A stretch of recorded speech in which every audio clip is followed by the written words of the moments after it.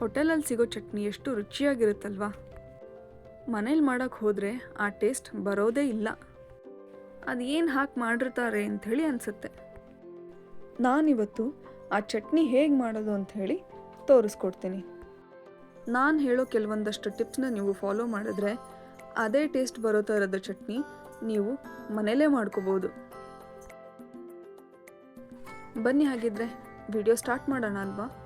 ದುಲಾಲ್ಸ್ ಡೆಲಿಕಸಿಗೆ ಸ್ವಾಗತ.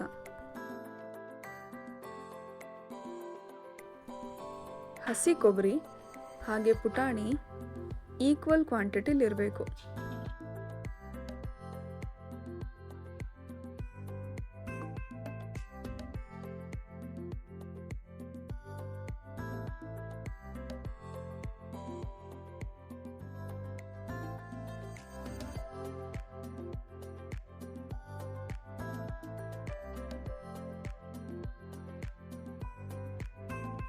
ಮೊದಲಿಗೆ ನೀರು ಹಾಕದೆ ಇದನ್ನ ತರಿತರಿಯಾಗಿ ಗ್ರೈಂಡ್ ಮಾಡ್ಕೋಬೇಕು.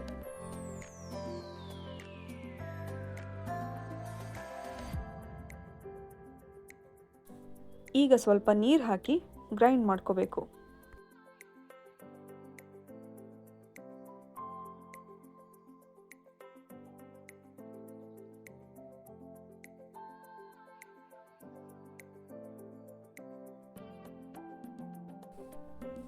ನೋಡಿ, ಇಷ್ಟು ತರಿತರಿಯಾಗಿರಬೇಕು.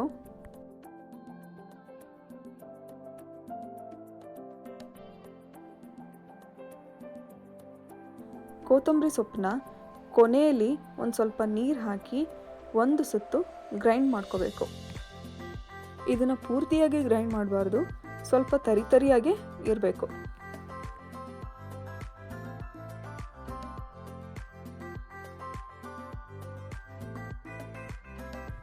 ಈಗ ಹೋಟೆಲ್ ಸ್ಟೈಲ್ ಚಟ್ನಿ ರೆಡಿಯಾಗಿದೆ.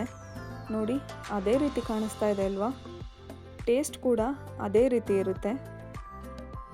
ನಾನು ಹೇಳಿರೋ ಎಲ್ಲ ಟಿಪ್ಸ್ನು ನೀವು ಫಾಲೋ ಮಾಡಿದ್ರೆ ಹೋಟೆಲಲ್ಲಿ ಸಿಗೋ ಚಟ್ನಿ ಥರನೇ ಆಗುತ್ತೆ.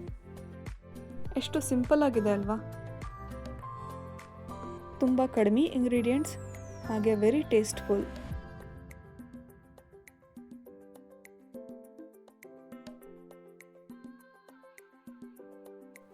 ಈಗ ಇದನ್ನ ಒಂದು ಬೌಲಲ್ಲಿ ಟ್ರಾನ್ಸ್ಫರ್ ಮಾಡಿ ಸಾಸಿವೆ ಮತ್ತು ಜೀರಿಗೆ ಒಗ್ಗರಣೆ ಕೊಡ್ತಾ ಇದ್ದೀನಿ.